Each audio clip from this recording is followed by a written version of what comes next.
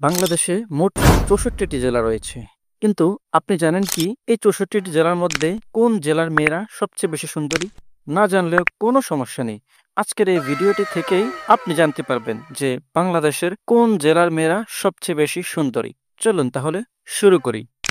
নম্বর ৫, কিশোরগঞ্জ। কিশোরগঞ্জকে বলা হয় সুন্দরী মেয়েদের জেলা। কিশোরগঞ্জের মেয়েরা যেমন সুন্দরী তেমনই মেধাবী। নম্বর ৪, চট্টগ্রাম। চট্টগ্রামের মেয়েরা অনেক সুন্দরী হয়ে থাকে। নম্বর ৩, দিনাজপুর। দিনাজপুর জেলার মেয়েরা অনেক সুন্দর এবং অনেক ভালো। তবে এই জেলার মেয়েরা একটু শ্যামলা রঙের হয়ে থাকে, দেখতে অনেক সুন্দরী হয়।